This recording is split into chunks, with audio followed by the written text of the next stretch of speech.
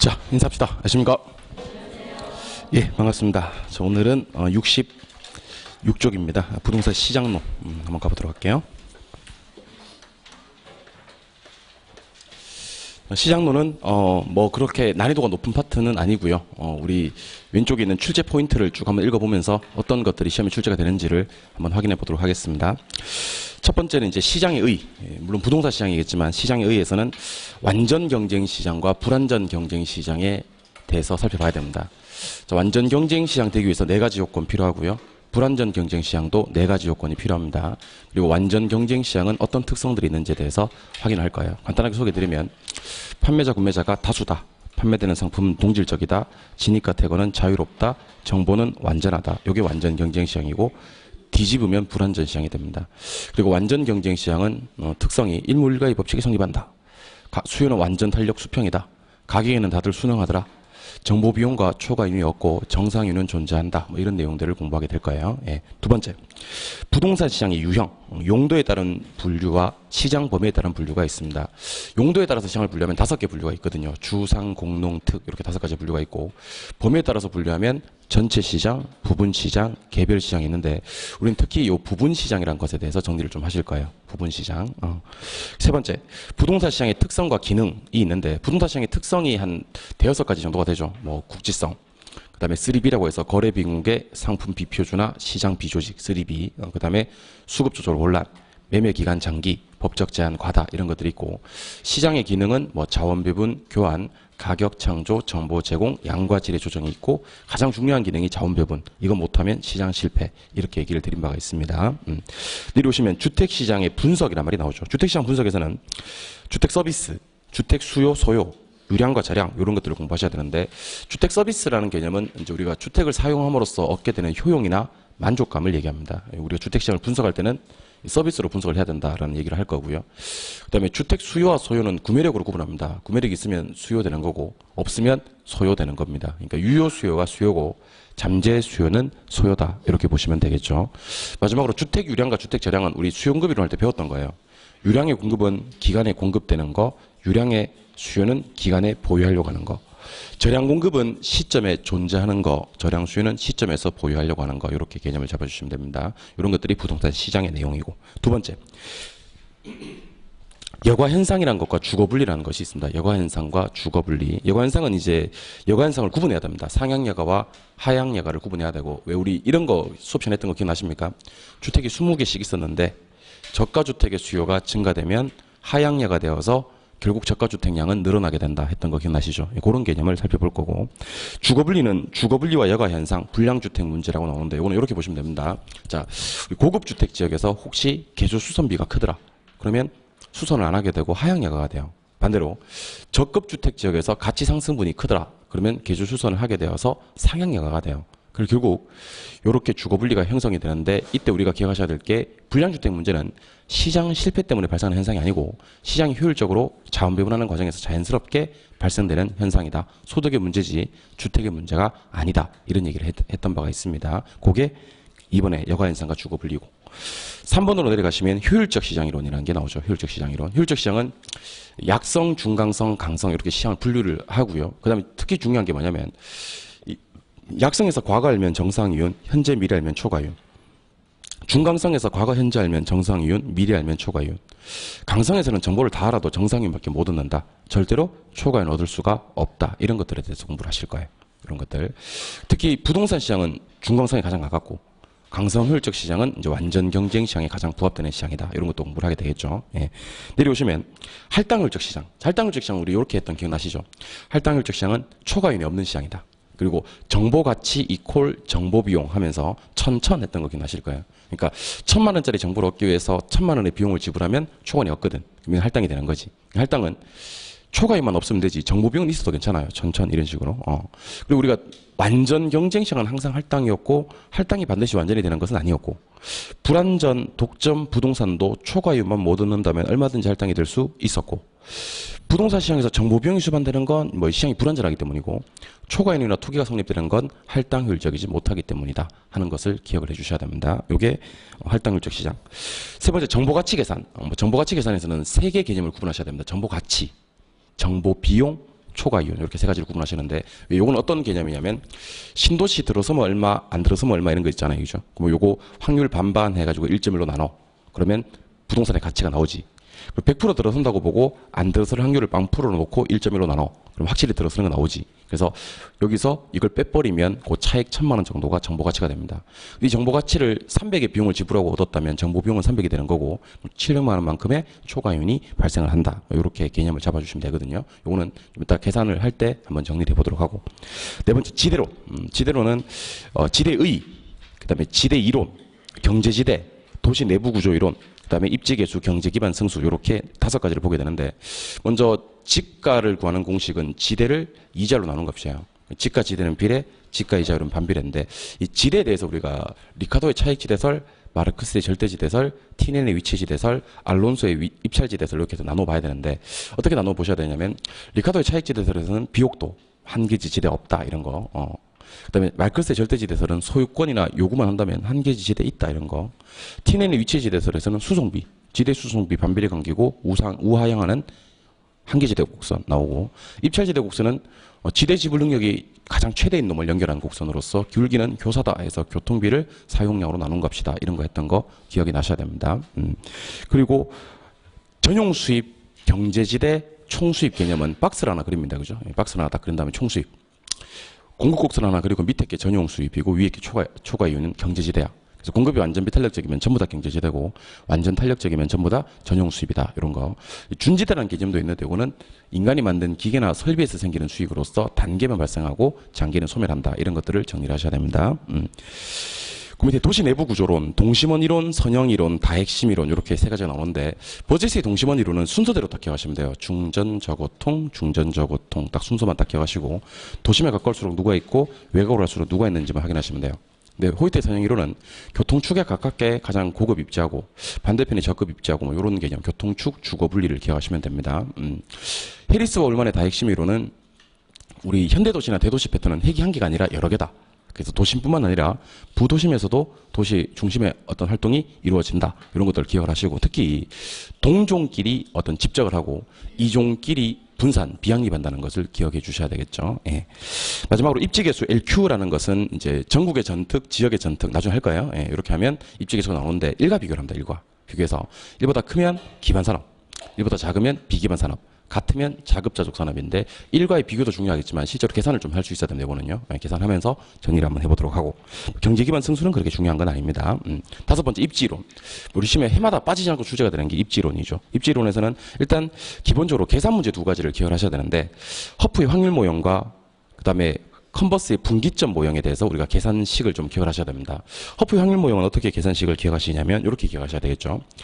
A거리 제곱분의 A 면적 플러스 B거리 제곱분의 B 면적 분의 A거리 제곱분의 A 면적 이렇게 해서 확률 구하고 컨버스의 분기점 모형은 1 플러스 루트 A 면적 분의 B 면적 분의 전체 거리에서 그림을 실제로 그려서 분기점 얼마나 되는지 확인하시면 되고 크리스탈러의 중심지론이라는 건 분포의 것이고요. 저차가 많고 고차가 적고 저차에서 고차로 갈수록 피라미드 이루고 분포도도 줄어들고 이런 것들 공부하시면 됩니다. 쉬워요. 허프의 중심지 이론 또는 소매지역 이론은 소비자들은 가까운 데서 상품을 선택하는데 적당한 거리에 고가 있으면 인근의 저를 지나쳐버리고 고밀도 시가지에서는 선택된 상품, 전문품 같은 것들을 팔아야 된다. 이런 얘기를 하셨고요. 특히 또 중요한 게 그 레일리의 소매인력 법칙에서 A, B가 이렇게 있지 않습니까? 그죠? 그럼 두 도시 사이의 경계는 어느 도시 쪽에? 작은 도시 쪽에 가깝게 형성이 됩니다. A가 크다면 B 쪽에 가깝게 경계가 형성이 됩니다. 그래서 도시 크기에 끌어당기는 인력의 크기는 비례하고 거리의 제곱에 반비례한다. 참고로 넬슨 이런 사람은 양립성 강조했는데 그 중에서 그 양립성을 하려면 두 점포의 관계가 보완제 관계 그래야지 고객을 주고받을 수 있다 이런 것도 공부를 했었죠. 내려오시면 가로 2번에 점포 입지에서 구매 관습에 따른 분류와 점포 유형에 따른 분류가 있는데 이거는 이렇게 이해를 하시면 좋을 것 같아요. 우리 점포를 분류할 때 왜 집심, 집재, 산재, 국부적 집중성, 점포 이렇게 4가지로 분류했던 거 기억나시죠? 올해는 상당히 유력한데 이거 그 백화점이라든지 기금속점, 고급 음식점, 도매점, 극장 같이 중심지 입지에 하는 애들을 집심성 점포라고 하는데 이 무게중심을 좀 줘야 됩니다. 집심, 심성 점포는 중심지로 가는 애입니다. 근데 이런 것들 있죠. 가구골목, 공구골목, 부품골목, 그다음에 사무실, 금융기관, 관공서처럼 같은 업종에 모이는 애들이 있다는 거지. 요거는 집재. 그러니까 이 집심하고 집재하고 둘 다 집으로 출발하니까 헷갈릴 수 있거든요. 집심과 집재는 또 구분해 주셔야 됩니다. 산재성 점포는 뭐 목욕탕, 세탁소, 이발소, 잡화점처럼 제과점, 과자점처럼 어떻게 뭐라고 해야 되냐면 점포 규모가 좀 작은 애들이거든요. 분산해서 입주합니다. 그다음에 우리 농촌이나 어촌 지역에 읍내 가면 볼 수 있는 점포들이 있어요. 읍내 지역을 뭐라고 하는지 아세요? 국부적 중심지라 그래요. 국부적 중심지. 그럼 농촌이나 어촌의 읍내 지역에 있는 점포들이 뭐냐면 농기구, 비료, 씨앗, 종묘, 석재, 철공소, 어구점 뭐 이런 것들이 국부적 집중성 점포가 됩니다. 이거 말고 구매 간섭에 따라서 점포를 분류해 보면 편의품점, 선매품점, 전문품점 이렇게 세 가지가 있는데 편의품은 일상 생필품이니까 됐고 선매품은 이제 선보고 구매한다. 비교한 후에 구매하기 때문에 표준화되기 어렵다. 이런 것들. 전문품은 고급 제품들로서 구매를 위한 노력을 아끼지 않는다. 이 정도를 기억을 하시면 좋겠습니다. 그다음에 마지막으로 공업입지는 원료지향, 시장지향, 중간지향, 직접지향, 노동지향 이렇게 5가지가 있는데 원료가 무거워서 중량이 감소되는 산업은 원료지향이고 제품이 무거워서 중량이 증가되는 산업은 시장지향인데 공부할 때 이렇게 하라 그랬죠. 원료 쪽이면 원료지향, 제품 쪽이면 시장지향 이렇게 하라 그랬고 그 중간에 수송수단이 바뀌는 지점이 있다 그랬습니다. 적한 지점, 고기 공장 입지하는 경우를 중간지향, 뭐 수송비 비중은 그렇게 따지지 않고 연관성이 큰 애들이 입지하는 경우를 집적제, 내가 다 할게요. 집적제한. 그다음에 섬유라든지 신발처럼 미숙련 노동자들이 많이 필요한 곳에 공장에 입지하는 경우를 노동지향이라고 합니다. 그래서 제 생각에는 우리가 시장론을 출발하기 전에 적어도 한 10분 정도는 시간 투자를 해가지고 출제 포인트를 한번 읽어보는 게 좋습니다. 여러분들이 공부를 하면서 제가 가장 안타까운 일이 뭐냐면 막 하고 있어요. 막 하고 있습니다. 지금 보고 계신 파트가 무슨 파트입니까? 라고 물으면 그게 시장의 의인지 여가현상인지 효율적 시장인지 지대론인지 입지 선정인지도 모른 채로 그냥 공부를 하는 거예요. 그러다 보면 이게 머릿속에 자꾸 입력은 되는데 나중에 끄집어내려고 하면 머릿속에 뒤죽박죽이 돼 있어서 잘 안 끄집어 나와요. 체계적으로 좀 정리하실 필요가 있거든요. 그래서 제가 방금 했던 바와 같이 한 15분 정도 투자하면 되네 보니까 15분 정도 투자하면 그 시장에 대한 전반적인 정리를 조금 하고 가는 게 좋습니다. 그러니까 여러분들은 지금 저처럼은 못하겠지만 그래도 시장에서는 이런 것들을 공부해야 되는구나. 그리고 마지막으로 이렇게 쭉 한번 정리를 한 다음에 별 있는 거 한 번 더 확인할게요. 별. 자, 먼저 1번의 시장에 의해서는 가로 3번이 중요합니다. 부동산 시장의 특성과 기능, 맨날 시험에 나오는 거예요. 2번에 여가현상과 주거 분리는 그 자체가 중요한 겁니다. 3번 효율적 시장이론은 약성, 중강성, 강성에 대한 내용이 중요합니다. 지대로는 시험에 맨날 나오는 게 가로 2번입니다. 리카도의 차익지대설, 마르크스의 절대지대설, 티넨의 위치지대설, 알론소 입찰지대설. 그리고 가로 4번에 도시 내부 구조이론에서 버제스의 동심원 이론, 호이트의 선형이론, 해리스 월만의 다핵심이론 이런 것들도 상당히 중요하겠죠. 그 밑에 입지이론에서는 서비스업의 입지론 하고요. 학자 나오는 거 있잖아요. 확률 모형, 분기점 모형하고 그 다음에 이번 시험은 점포의 분류가 상당히 유력할 것 같다는 얘기를 드려봤습니다. 그래서 이렇게 쭉 한번 정리하고 특히 별 있는 것들은 어떤 것인지를 확인하고 진도를 나가는 것이랑 그렇지 않은 것이랑은 차이가 있을 수 있다는 겁니다. 자, 그럼 오른쪽 페이지. 오른쪽 페이지로 가시면 67쪽에 부동산 시장론 하는 게 나옵니다. 부동산 시장론. 지금부터 하나씩 정리하는 시간을 갖도록 하겠습니다. 실판을 보죠. 67쪽. 자. 부동산 시장은 어떤 시장입니까? 라고 묻겠습니다. 일단 제가 몇 가지 소개를 해드리겠습니다. 부동산 시장은 추상적 시장이 될 수도 있어요. 근데 구체적 시장이 될 수도 있습니다. 그러니까 양자의 성질을 동시에 지니는 시장이고요. 부동산 시장은 불완전 경쟁 시장이에요. 불완전 경쟁 시장이고. 그 다음에 마지막으로 부동산 시장은 준강성 효율적 시장이에요. 그래서 우리가 당연히 부동산 시장에 대해서 공부하는데 부동산 시장이 뭔지도 모르고 공부한다는 건 말이 안 될 거 아닙니까? 그죠? 그래서 부동산 시장은 요 3가지, 좀 짧게 세분하면 4가지 성질을 가지고 있는 거예요. 첫 번째는 위치를 명시할 필요가 없는 시장이 추상적 시장이고 위치를 명시해야 되는 시장이 구체적 시장인데 부동산 시장은 둘 다 돼요. 추상이 될 수도 있고 구체적 시장이 될 수도 있습니다. 예를 들면 부동산 시장이 어디예요? 이렇게 물었을 때는 추상적 시장이에요. 말하기가 거시기 합니다. 근데 범계역 주변의 부동산 시장, 종로 3가 주변의 부동산 시장 그랬을 때는 떠오르는 위치가 있다는 거지. 그때는 구체적 시장이 될 수도 있어요. 두 번째, 완전과 불완전을 물었을 때는 불완전 시장입니다. 완전이 아니라는 거지. 그 다음에 약성, 중강성, 강성 중에서는 중강성 혈적 시장입니다. 자, 여기서는 추상구체는 방금 설명을 드렸고 불완전하다는 말의 의미를 좀 확인을 하셔야 됩니다. 자, 시장의 종류는 크게 완전 경쟁 시장이라는 게 있고 불완전 경쟁 시장이라는 게 있는데 미리 말씀드릴게요. 미리. 부동산 시장은 불완전 경쟁 시장으로 분류됩니다. 즉 완전 경쟁 시장이 아니라는 거예요. 하지만 부동산 시장도 분명 불완전하지만 학문적으로 분석하고 연구하고 공부하고 할 때는 완전 경쟁 시장을 가정해서 분석을 합니다. 그래서 여러분들은 어떤 단어를 기억하셔야 되냐면 둘 다 분으로 출발해 불윤지, 분석인지를 구분하셔야 됩니다. 부동산 시장은 분류되기는 불안전 시장으로 분류가 돼요. 아까 불안전 시장에 그랬잖아. 하지만 얘도 학문적으로 분석할 때는 완전 경쟁 시장을 가져와야 되는 거예요. 그렇게 분석을 한다. 그 완전은 뭔데? 판매자, 구매자가 무수히 많다, 다수. 두 번째, 판매되는 상품은 똑같다, 동질. 진입과 태거가 자유롭다, 자유. 그럼 정보를 완전하게 다 가지고 있다, 완전한 정보. 이거 다 기억하셔야 됩니다. 한번 따라해보죠. 다수, 동질, 자유, 완전한. 요 네 가지가 완전 경쟁 시장이에요. 요거 뒤집으면 불완전 시장이 됩니다. 불완전 경쟁 시장은 판매자, 구매자가 소수예요. 판매되는 상품은 이질적이고 진입과 태거는 곤란해요. 정보는 불완전합니다. 특히 판매자, 구매자 소수라는 것은 조금 생각을 하셔야 됩니다. 왜냐하면 완전 경쟁 시장에서 말하는 다수라는 것은 무수히 많다의 다수예요. 그러니까 여기서 말하는 다수는 100명 있고 1000명 있고 그런 개념이 아니라 무수히 많을 때만 다수란 말을 쓸 수가 있는 거예요. 그런데 부동산 시장은 부동산을 판매할 수 있는 사람이 우리나라에 그 땅을 가지고 있는 사람이 상위 20%가 전국 땅의 90% 가지고 있단 말이지. 그러면 소수에게 편중이 돼 있고 지난주에 수요를 배워서 알겠지만 수요는 단순히 사고 싶다가 아니야. 구매력까지를 가지고 사고 싶다. 유효 수요만 수요라는 거지. 즉 부동산은 가격이 비싸기 때문에 구매력까지를 가지고 사고 싶다는 사람이 무수히 많다고 보기는 어렵다. 부동산 시장은 판매자와 구매자라 소수로 본다. 그럼 완전 경쟁 시장은 이런 이유 때문에 어떤 일이 벌어지는데 첫 번째, 일물일가의 법칙이 성립합니다.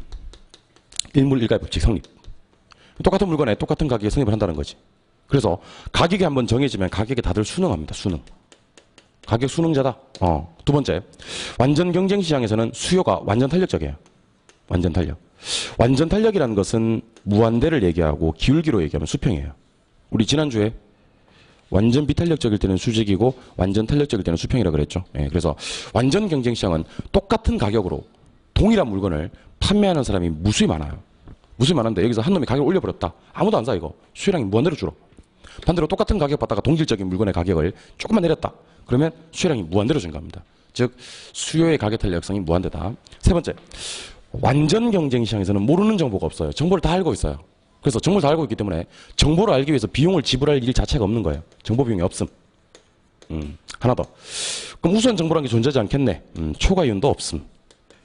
근데 완전 경쟁 시장에서도 정상이윤은 존재를 합니다. 정상이윤은. 그래서 저는 제일 걱정되는 게 여러분 탄력받을까 봐 걱정이 돼요. 어떤 탄력을 받냐면 완전 경쟁 시장에서 정보 비용 그럼 없어요. 좋아요. 초과이윤 그럼 없어요. 그래. 정상이윤 그럼 없어요. 그럴까 봐 내 걱정이 돼요. 두 개가 없고 한 개는 있어요. 정보 비용과 초과이윤은 없지만 정상이윤은 존재한다. 여기까지가 우리 교재 67페이지에 있는 내용입니다. 67페이지에 있는 내용. 다시 한번 해보죠. 부동산 시장은 추상적 시장과 구체적 시장 성질을 다 가지고 있죠. 예. 부동산 시장은 판매자, 구매자 소수고 판매되는 상품 이질이고 진퇴 곤란하고 정보 불완전하니까 무슨 시장이다? 불완전 시장입니다. 하지만 분석할 때는 뭘로 분석하자? 완전으로 분석하자. 자, 완전에서는 그 일물일가의 법칙이 성립을 하고 가격이 다들 순응하는 거 아시죠? 수요는 완전 탄력 수평인 거 아시죠? 두 개 없고 한 개 있는 거 아시죠? 뭐 없고? 정보 비용 없고 초과이윤 없어. 뭐는 있어? 정상이윤은 있음. 이렇게 기억하시기 바랍니다. 한 장 넘겨볼까요? 넘기시면 68쪽. 68쪽에 가시면 부동산 시장의 유형이란 말이 나옵니다. 부동산 시장의 유형. 자, 지금부터 부동산 시장의 유형에 대해서 살펴볼 건데 유형은 크게 첫 번째 용도에 따라서 시장을 분류하기도 하고요. 두 번째 시장 범위에 따라서 분류하게 돼요. 용도에 따라서 분류하면 주, 상, 공, 농, 특이 있습니다. 물론 여러분들은 저한테 주상, 공농, 특도 할 줄 알아야 돼. 하지만 주상, 공농, 특, 주상, 공농, 특 이렇게 분류하는 게 시장 범위에 따른 분류라는 걸 범위에 따른 분류가 아니라 용도에 따른 분류라는 걸 알아야 됩니다. 그래서 앞으로 제가 주상, 공농, 특, 주상, 공농, 특 이렇게 얘기하면 무엇에 따른 분류다? 용도.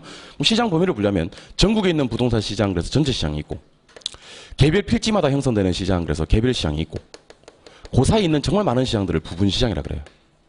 그래서 부동산 시장은 전체 시장이 아니라 부분 시장으로 존재합니다. 부분 시장. 그런데 시장이 전체 시장을 거쳐서 부분 시장을 거쳐서 개별 시장으로 가는 과정을 우리는 시장의 세분화다라고 부르기도 해요. 그 시장이 나뉘어지는 거지. 그리고 이걸 시장의 차별화다라고 부르기도 해요. 근데 시장의 세분화와 차별화는 어떻게 다르냐? 세분화는 수요자 특성에 따라서 시장을 나누는 거고요. 차별화는 공급 상품 특성에 따라서 시장을 나누는 거예요. 그래서 이거 암기할 때 수요하고 시옷이 나와. 그러면 세분화하고 시옷 하시면 돼요. 공이 나오면 요즘 이제 2달 뒤에 브라질 월드컵 열리지 않습니까? 그죠? 공이 나오면 공은 차버리자 이렇게 암기하시면 돼요. 그러니까 수요 가지고 시장 나누는 게 뭐고? 세분화. 알겠죠? 공급이 나오면 뭐 차별화. 공은 뭐 해버리고 차버리고 시옷은 시옷이고 그렇게 얘기하시면 되겠습니다. 이런 건 여러분들이 말도 안 된다 그러면서 이렇게 막 유치해 그러면 안 되고 이 결혼생 먹고 살기 위해서 노력하는구나 이렇게 생각해 줘야 돼. 내가 생각해도 말은 안 돼. 근데 이거 그냥 이 바닥이 이렇다 생각하시고 수요 나오면 세분화 이렇게 공이 나오면 차별화 이렇게 기억하시면 되겠습니다. 자 근데 시장을 저랑 한번 세분화 시켜볼까요? 세분화 시키면 어떤 일이 벌어지느냐. 자 보세요. 전국에 있는 부동산 시장은 같은 30평 아파트라도요. 전국적으로 본다면 똑같은 회사에서 지은 30평짜리 똑같은 자재로 면적으로 만들었어. 근데 가격이 10억 이상 차이 날 수도 있어요. 똑같은 아파트라도. 너무 이질적이야. 근데 서울 해버리면 가격이 조금 비슷해져요. 물건도 비슷해지고요. 서울 송파구 그래버리면 좀 더 비슷해져요. 송파구 잠실동 그래버리면 더 비슷해져요. 잠실 이동 그러면 거의 똑같아. 거기 있는 부동산들은.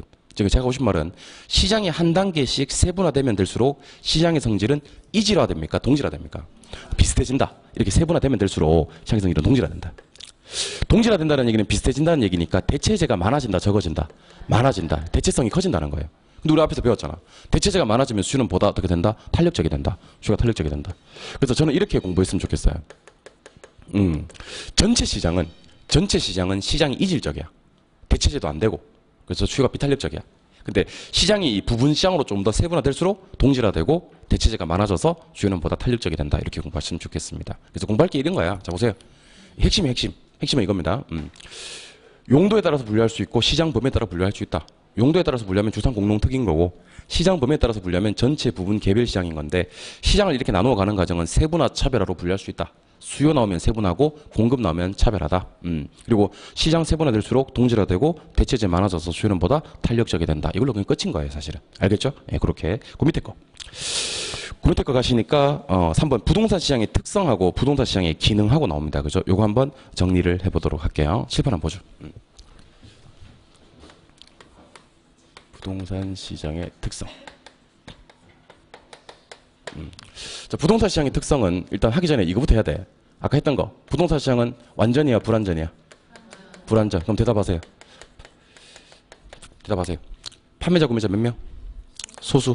판매되는 상품. 이질. 진입과 퇴근은 곤란. 정보는 불완전. 요거부터 하고 해야 돼요. 요거부터 하고. 그리고 아까 약성, 중강성, 강성 중에서는 중강성. 맞죠? 그럼 추상됩니까? 구체도 되고? 요걸 먼저 하고 가야 돼. 그래서 아까 했던 거. 부동산 시장은 불완전한 시장이고 중강성이고 추상구체 다 된다. 부동산 시장의 특성은 어떤 것이 있냐면 국지성이라는 것이 있어요. 국지성. 국지성은 지역성을 얘기하는데 토지는 움직일 수 있어요? 없어요? 없어요. 그러면 시장이 지역마다 따로따로 형성이 돼요. 그걸 국지성, 지역성 이렇게 얘기를 하는 겁니다. 두 번째, 3B라는 게 나오는데 3B는 상당히 중요합니다. 여러분들. 3B. B가 3개 나와요. 거래가 비공개된다. 그래서 거래의 비공개성. 상품이 비표준적이다. 그래서 상품의 비표준화성.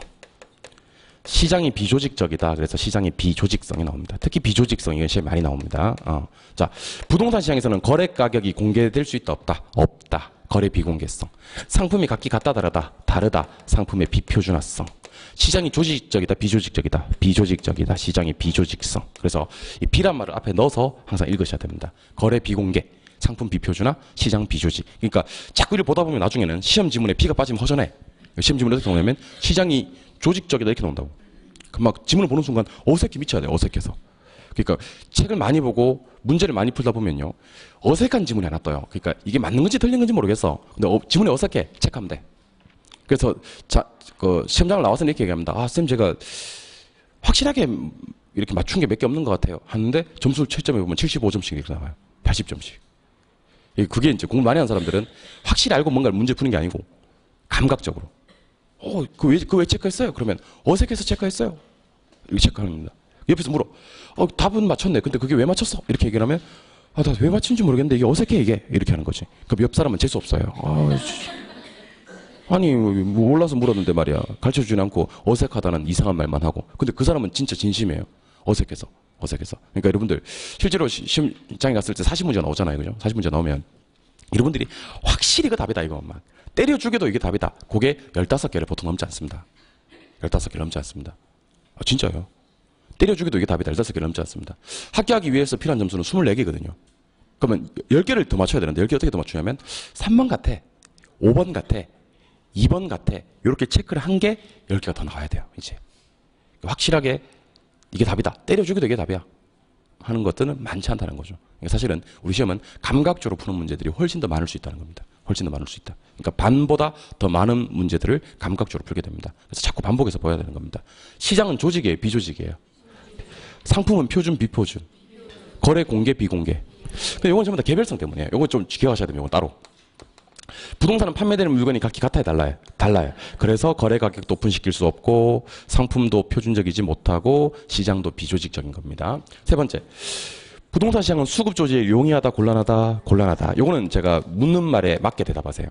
수급 조절이 곤란한 이유는 증가가 안 돼, 무슨 성? 부증성. 감소가 안 돼, 영속성. 지역 간 수급 조절을 못해, 부동성. 남는 거 못 가져오잖아요. 예. 그 다음에 바꿀 수가 없어, 개별성. 이런 것들이 수급 조절이 곤란한 이유고. 네 번째, 사고 파는데 걸리는 기간이 짧아요, 길어요? 길어요. 그러다 보니까 환금성이 떨어져요. 현금화하기가 곤란하다. 그래서 부동산 시장에서는 가격 왜곡 현상이 발생할 수가 있는데, 이 가격 왜곡이라는 단어 앞에는 꼭 뭐가 나와야 되면 단기가 나와야 돼요. 뭐요? 단기. 자, 단기의 왜곡. 요건 좀 기억을 하실 게, 우리 개론책에 이렇게 왜곡된다, 또는 뭐 괴리된다, 또는 뭐 불일치된다 이런 말이 나와요. 이건 다 같은 말이에요. 왜곡, 불일치, 괴리. 그러니까 달라진다는 거예요. 불일치된다는 거예요. 괴리되고 왜곡된다. 요 앞에는 꼭 단기가 있어요. 단기가. 그럼 장기에는 이런 것들이 다 일치해요. 한번 해볼까요? 단기는 어떤 말이 나온다고요? 왜곡, 괴리, 불일치. 근데 여기 장기는 어떻게 된다고요? 일치. 그럼 갈게요. 여러분, 가치와 가격은 괴리돼요, 일치돼요? 제가 이렇게 묻잖아요. 그럼 여러분 이렇게 하면 돼요.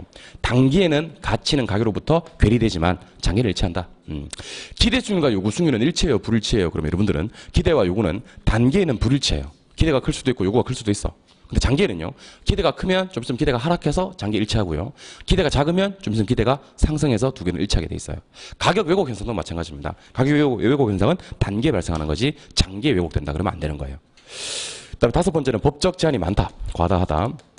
여섯 번째는 자금의 유용성과 밀접한 관련이 있다. 이렇게 6가지를 할 건데, 요거 암기하지 마시고요, 반복해서 집에 가서 한번 읽어보세요. 부동산 시장은 일단 불안전, 그다음에 중강성, 그다음에 추상구체 다 된다. 그런 다음에 부동성 때문에 국지성, 지역성을 띈다. 개별성 때문에 수립이 나오겠네. 증가 안 되는 부증성, 감소 안 되는 영속성, 못 가지고 오는 거 지역 간 조절이 안 되는 부동성, 못 바꾸는 거 개별성 때문에 수급 조절 곤란하겠네. 그 다음에 법적 제한은 과다하고 매매 기간은 장기인데, 가격 왜곡이라는 단어 앞에는 단기가 나와야 되겠네, 왜곡 앞에는 장기가 나오면 안 되겠네라는 생각을 하셔야 됩니다. 그 다음에 부동산 시장의 기능, 이거는 그냥 단순 그냥 기억하시면 돼요. 부동산 시장의 기능. 기능은 총 몇 가지 기능이 있냐면 하나, 둘, 셋, 넷, 5가지 기능이 있습니다. 첫 번째가 자원 배분이에요. 두 번째가 교환. 세 번째는 가격 창조. 네 번째가 정보 제공. 가격 형성 그래도 돼요. 예. 그 다음에 양과 질의 조절. 양과 질의 조절. 이거 암기하실 때 한번 따라해 보세요. 한번 따라해 보세요. 자고가 정량, 이렇게 한번 해봐요. 시작. 자고가 정량. 자고가 정량은 뭐냐면 이제 정량한테 자꾸 자고 가라고 하는 거예요. 자고가 정량, 이렇게. 왜 자고 가라고 하는지는 나중에 말씀드릴게요. 제가 다 이유가 있는데, 지금은 뭐 정량한테 자꾸 자고가 정량 이렇게 얘기를 하시기 바랍니다. 알겠죠? 예. 그래서 우리 학원에 저기 여자분 중에 정씨 있으면 손 들어봐요. 정씨 없어요? 있을 텐데. 없어요? 정씨 있으면 맨날 아침에 자고가 정량 이렇게 하다 보면 외워져요, 이게. 정량한테 자꾸 자고가 정량 하면 돼요. 자가 자원 배분이고요. 고인데 고는 교환으로 하세요. 먹고 살기 위해서 이런 짓을 하는 거 나도 교환, 그 다음에 가격 창조, 가격 형성, 정보 제공, 양과 질의 조정, 이렇게 해서 부동산 시장의 기능은 자고가 정량 이렇게 5가지로 기억하시면 되고, 제일 중요한 게 자원 배분이에요. 근데 자원 배분을 잘 못하더라, 요거는 이제 시장이 실패했다 이렇게 하는 거예요. 시장이 실패했다. 그래서 혹시 시험에서 부동산 시장의 기능이 아닌 것 하고 난 다음에 이렇게 하면 나온 적이 있어요. 옛날에 어떻게 나왔냐면, 부동산 시장의 기능이 아닌 것 하고 여기서 4개를 냈어요. 4개를 내고 뭐 나버렸냐면 특성을 하나 섞어버린 거야. 여기서 어떻게 나왔냐면, 부동산 시장의 기능이 아닌 것 했어. 1번 자원 배분, 2번 교환, 세 번째 가격 창조, 네 번째는 거래 비공개가 나와버린 거예요. 다섯 번째 양과질의 조정이 나온 거지. 근데 사람들이 답을 못 찾았어요. 왜 못 찾았냐면 3B 하면서 3B를 들어본 적이 있어. 그래서 내가 묻지. 3B 어디서 들었어요? 그러니까 그 말할 수 없대. 말할 수 없고 확실하게 들었대 3B는. 그러니까 답이 없는 거지. 답은 거래 비공개인데 거래 비공개는 시장의 특성이지 기능이 아니에요. 근데 문제가 어떻게 뭘 물으냐면 시장의 기능이 아닌 것 이렇게 물었단 말이지. 근데 제가 하라는 대로 착실하신 분들은 자고가 비양은 이상하잖아. 그러니까 비공개 이렇게 딱 체크하면 되지. 그렇잖아요, 그죠? 그러니까 자고가 정량. 요거는 기능이고 아까 뭐 국지성, 그다음에 3B, 곤란성, 장기성, 과다, 유용성은 특성입니다. 그래서 제가 요약집에 지금 강의노트에 왼쪽의 특성과 오른쪽의 기능을 한 번에 볼 수 있게끔 표로 만들어 드린 거예요. 비교하면서 정리하시기 바랍니다. 다 이유가 있으니까. 아시겠죠? 예. 여기가 교재 68쪽이고요. 오른쪽 69쪽. 69쪽 가시면 이제 효율적 시장 이론 하는 게 나옵니다. 요거 한번 정리하는 시간을 갖도록 하겠습니다. 칠판 한번 바라봐 주세요. 자, 정보가 부동산의 가격에 즉시 또는 즉각 반영되는 시장을 효율적 시장이라고 합니다. 효율적 시장 69쪽이네요. 근데 효율적 시장은 크게 종류가 세 가지가 있어요. 효율적 시장의 종류는 세 가지가 있음. 자, 일단 과거 정보가 부동산의 가격에 즉시 반영되는 경우 있고 현재 정보가 부동산의 가격에 즉시 반영되는 경우가 있고 과거 현재 미래 정보가 부동산의 가격에 즉시 반영되는 경우가 있습니다. 그래서 앞으로 이렇게 공부합시다. 제가 여러분들한테 모든 정보라고 하면요 머릿속에 세 개가 딱 떠올라야 돼요. 과거, 현재, 미래. 근데 시험에 나올 때는요 과거 정보를 분석한다 이렇게 나오기도 하고 기술적 분석한다 이렇게 나오기도 해요. 기술적 분석한다. 현재 정보를 분석한다 이렇게 나오기도 하고 기본적 분석한다 이렇게 나오기도 합니다. 이것도 외워야 되겠네. 외우지 말고 한번 생각해 봅시다. 과거 정보량이 많아요? 현재 정보량이 많아요? 과거 정보량이 훨씬 많아요. 무슨 말이냐면 여러분들 오늘 배운 것만 집에 가서 복습해 주시면 돼요. 숙제예요. 이게 현재 정보예요. 오늘 배운 건 현재 정보예요. 근데 제가 갑자기 어금니 깍 깨물고 여러분들 이렇게 얘기를 하는 겁니다. 지금까지 배운 걸 다 복습하세요 하는 겁니다. 그게 과거 정보예요. 지금까지 배운 건 축적이 돼서 쌓인 거잖아요. 그죠? 양이 많아요 적어요? 많다고. 양은 누가 많다? 과거 정보가 많다. 그럼 과거 정보를 분석하려면 뭐가 필요하다? 기술이 필요한 거예요. 양이 많다 보니까. 알겠죠? 근데 현재 정보를 분석할 때는 양이 적다 보니까 무슨 분석만 해도 기본적인 분석만 해도 됩니다. 그러니까 이 정도 동요는 우리가 아주 기본적으로 그냥 알고 계시면 좋을 것 같아요. 자, 과거 정보 분석한다. 무슨 분석? 기술. 현재 정보 분석한다. 기본. 그럼 정보가 몇 개니까? 세 개니까 효율적 시장도 몇 개다? 세 개다. 먼저 과거 정보가 부동산의 가격에 즉시 반영되는 경우도 있고 과거 현재 정보가 부동산의 가격에 즉시 반영되는 시장도 있고 과거 현재 미래 정보까지가 부동산의 가격에 즉시 반영되는 시장도 있습니다. 자, 과거 반영되면 뭐예요? 약성. 과거 현재 반영되면 중강성. 과거 현재 미래 반영되면 강성. 질문. 자, 약성은 중강성에 포함됩니까? 예. 약성과 중강성은 강성에 포함됩니까? 예. 그러니까 여러분들 이걸 그림을 그릴 때 제가 그냥 그린 게 아니에요. 만약에 자 봐봐요. 과거, 현재, 미래. 자, 과거 정보 반영되는 시장 약성 맞습니까? 현재 정보 반영되는 시장 중강성 맞습니까? 아니에요. 그럴 줄 알았어요 내가. 아니에요. 현재 정보가 반영되는 시장이 중강성이 아니에요. 과거 현재 정보가 반영되는 시장이 중강성이에요. 알겠어요? 여러분들 지금 마음에 경종 울리는 좋은 미래 정보가 반영되는 시장이 강성 맞나요? 아니에요. 미래 정보가 반영되는 시장 강성 아니에요. 그러니까 만약에 여러분들 논리대로 과거 반영되는 시장 약성, 현재 반영되는 시장 중강성, 미래 반영되는 시장 강성 그다음 그림이 이렇게 그려야 돼요. 근데 그림이 이래요, 저래요. 이래 아니에요. 이래 아니고 저래요. 그러니까 조심하셔야 될 게 과거 약성 맞나? 이건 맞아. 또 아니긴 또 뭐가 이건 맞아. 이거는 맞아. 무조건 아니라고 하면 안 되고 좀 생각 좀 해보. 여러분들 심리가 이런 것 같아. 이종은 아니라고 하니까 좋아하는구나. 앞으로 뭘 물으면 아니라고 해야 되겠다 이렇게 하는 것 같아. 생각도 없이 그냥 영혼 없이 대답하는 것 같아. 영혼 없이. 다시 과거 약성 맞나? 현재 중강성 맞나? 아니에요. 과거 현재가 중강성이에요. 미래 강성 맞나? 아니에요. 과거 현재 미래가 강성이에요. 그림을 요래 그리면 안 돼. 과거 약성, 현재 중강성, 미래 강성 그러면 안 되고 그림을 조래 그려야 돼요. 그래서 효율적 시장은 벤 다이어그램으로 포함 관계가 성립하게 그리셔야 합니다. 잠깐만 갈게요. 자, 여러분들 눈에 원이 몇 개 보이세요? 3개 보이십니까? 예, 원을 그릴게요. 원 안에 정보 알면 정상이윤 얻어요. 무슨 이윤?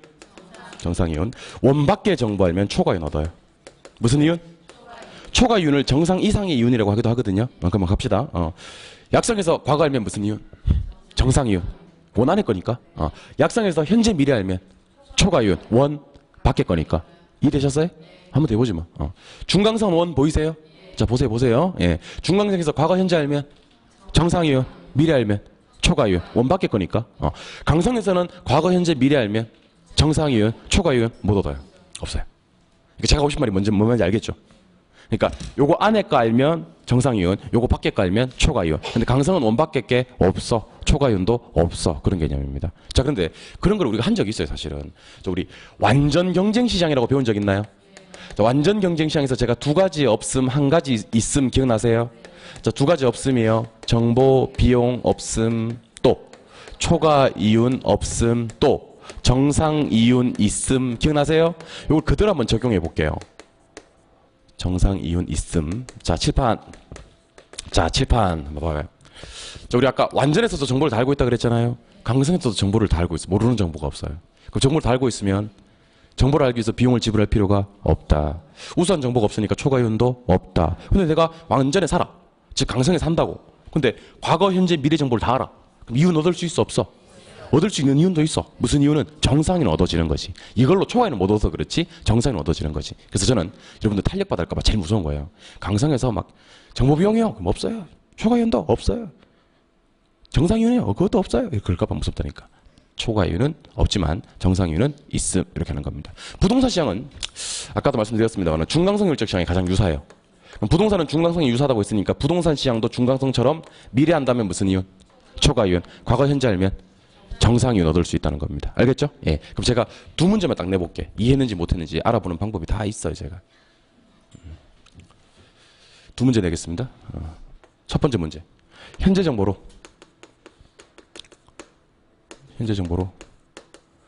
초과이윤을 얻지 못했다면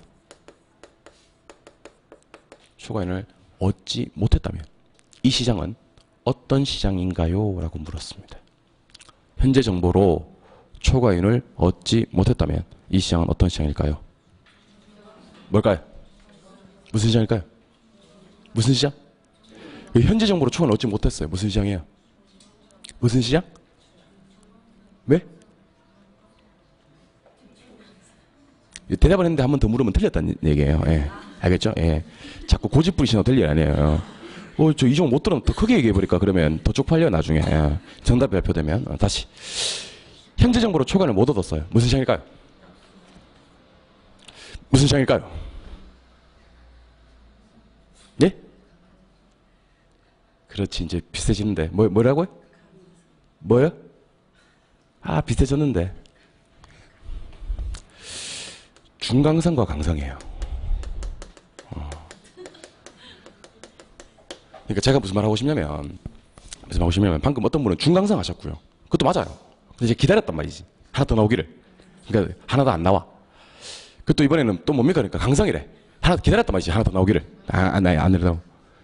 그 또 어떤 분은 또 그 가운데 또 그 와중에 또 택도 없는 약성이라고 하는 분도 계시고 진짜 막 난 미쳐버리겠는 거지. 나는 기다리고 있는데. 자, 무슨 말인지 보겠습니다. 요거는요 하나씩 넣어보면 돼요. 약성에서는 무슨 정보를 가지고 현재 정보를 가지고 초과이윤을 얻어버립니다. 맞죠? 약성에서는 과거 정보 가지고도 정상이윤을 얻고요. 현재 정보, 미래 정보를 분석하면 초과이윤을 얻어버리거든요. 그럼 일단 약성은 아니야. 중강성은 과거, 현재 정보로는 뭐밖에? 정상이윤밖에 못 얻어. 초과이윤 못 얻지. 그럼 현재 정보로 초과이윤 못 얻는 시장? 중강성 맞다니까. 알겠죠? 근데 강성은 어떠한 경우에도 초과이윤을 못 얻지. 사실 강성은 이 얘기를 할 필요 없는 거예요. 뭐가 없다는 말이 뜨면, 초과이윤 없다는 말이 뜨면 무조건 강성인 거예요. 그래서 현재 정보로 초과이윤을 못 얻는다는 말이 뜨면 뭐 아니면 뭐다? 중강성 아니면 강성인 거지. 중강성만 놔도 안 되고 강성만 놔도 안 돼요, 사실은. 아니, 대입을 해보는 거지. 강성에서 현재로 초과이윤 얻을 수 있나? 없지. 중강성에서 현재로 초과이윤 얻을 수 있나? 없지. 약성에서 현재로 초과이윤 얻을 수 있나? 있지. 그러니까 얘만 빼고 두 개는 된다는 거지. 됐어요. 나는 할 도리 다 했습니다. 이제 두 번째 문제. 현재 정보를 분석했어요. 그래가지고 첫 번째 정상이윤을 얻었어요. 두 번째 초과이윤을 얻었어요. 비슷한 문제예요. 그럼 이 시장은 각각 어떤 시장입니까? 이렇게 얘기를 하면 이거는 이제 쉽죠. 현재 정보로 정상이윤밖에 못 얻는 시장은 중강성이에요. 맞죠? 예. 근데 현재 정보로 초과이윤을 얻어볼 수 있는 시장도 있죠. 그 시장은 무슨 시장이에요? 약성이에요. 제가 하고 싶은 말이 무슨 말이냐면 현재 정보란 말이 나왔다고 해서 덥석 중강성하지 마시라는 겁니다. 현재 정보는 한 개도 안 중요해요. 현재 정보로 무슨 이윤을 얻었느냐가 중요합니다. 현재 정보로. 그러니까 우리는 수험생들은 무조건 현재 정보가 나오면 무조건 중강성이래. 왜 그렇게 생각하세요? 그러니까 네가 그랬대요, 네가. 그 내가 저는 그런 적이 없는데 그러면 증인도 있대. 그러면 옆 사람 막 친구 데려와가지고 막 한 6명, 7명이서 저를 둘러싸고 네가 그랬잖아 막 그래요. 저는 그런 적이 없는데. 자, 현재 정보를 가지고 분석하는 시장은 어떤 시장인데 분석은 가능해요. 근데 그 정보로 무슨 이윤을 얻었느냐가 중요하지. 현재 정보로 중강성이라면 정성이밖에 못 얻어요. 근데 현재 정보로 약성에서는 초과는 얻을 수가 있습니다. 알겠죠? 다시 한번 해보죠. 현재 정보 분석해서 초과는 못 얻었어요. 그럼 뭐 아니면 뭐 중강성 아니면 강성. 현재 정보가 나왔어요. 아직까지는 무슨 시장인지 몰라요. 현재 정보로 정상인을 얻었어요. 중강성. 현재 정보로 초과 얻었어요. 약성. 그렇게 하는 겁니다. 알겠죠? 그게 우리 효율적 시장 1번에 있는 내용이고요. 2번 할당 효율적 시장에 대해서 살펴보는 시간을 갖도록 하겠습니다. 18. 할당 효율적 시장. 자, 7번 보세요.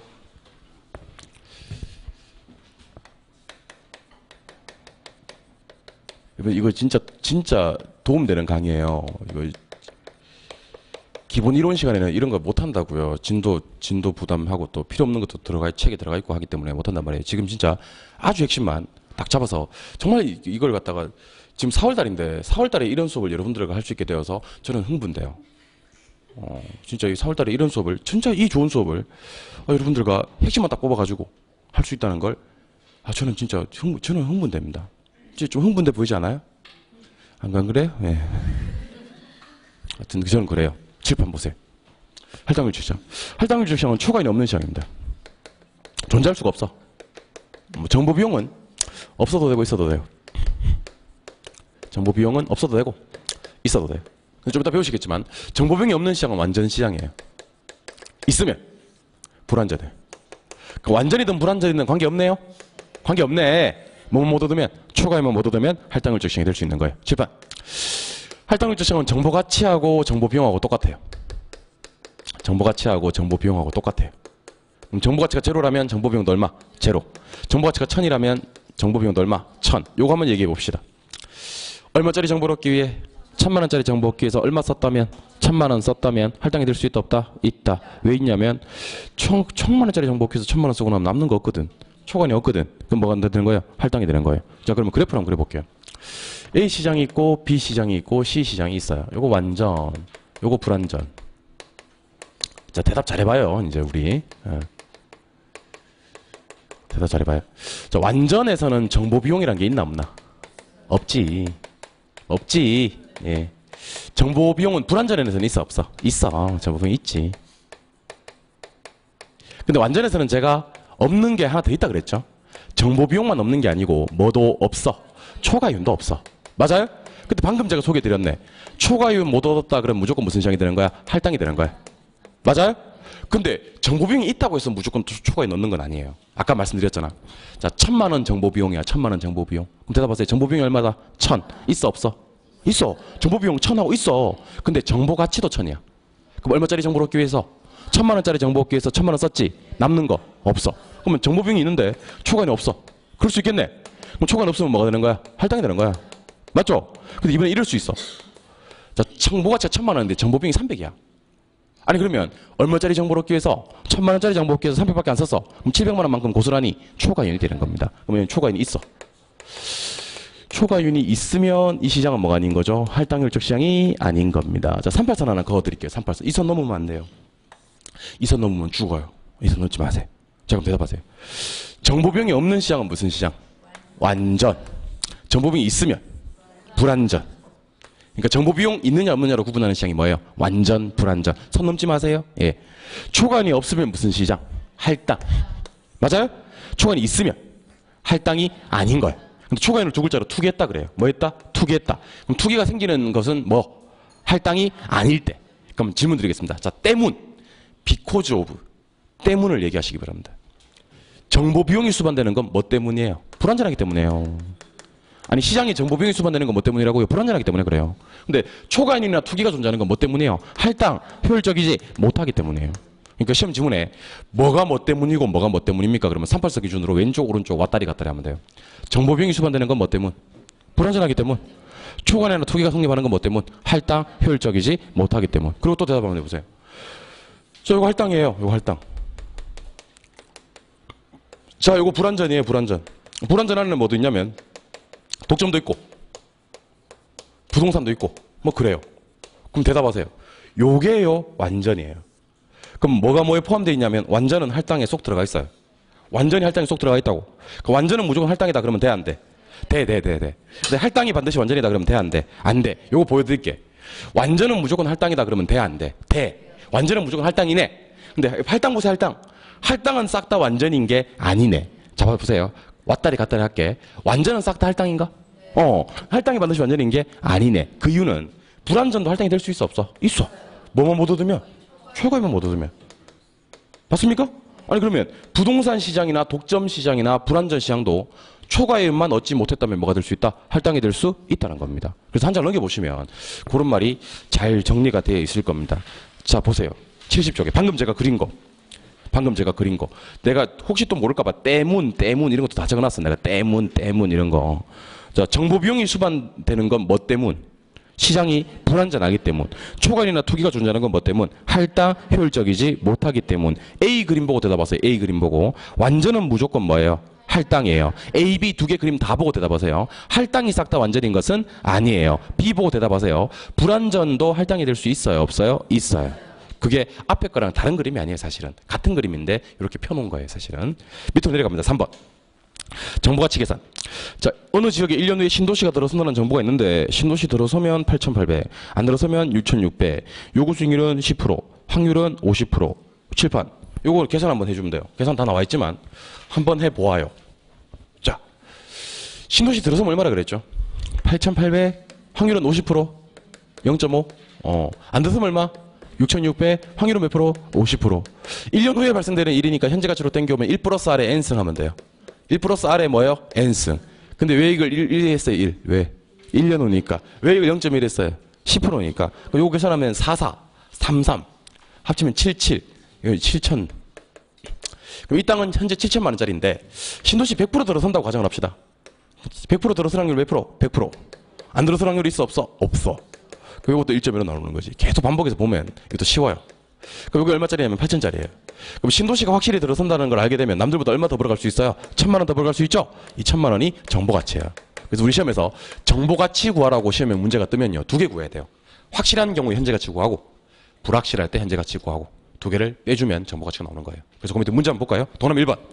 이 토지는 현재 매도자 매수자에서 얼마에 거래가 될 것인가? 그러면 7천에. 현재 7천짜리예요. 근데 확실히 들어서는 것에 대한 정보의 가치는 얼마인가? 확실히 들어서면 8천이었잖아요. 빼주면 정보 가치는 얼마? 1,000. 근데 300만 원으로 이 신도시가 들어선다는 정보를 획득했대. 그럼 정보 비용은 얼마? 300 들었고 1,000짜리를 300 주고 얻었으니까 초과이유는 700. 근데 시험 문제가 혹시 만약 이 시장이 할당률적 시장이라면 해요. 할당률적 시장에서는 정보 가치만큼의 정보 비용을 지불해야 되잖아. 그러면 정보 가치 얼마? 아까 1,000. 정보 비용도 1,000. 초과이유는 제로. 이런 식으로 가는 겁니다. 무슨 말인지 알겠죠? 네, 여기까지가 부동산 시장 이론이었습니다. 고생하셨고요. 좀 쉬었다가 주택시장 분석으로 가도록 하겠습니다. 쉬겠습니다.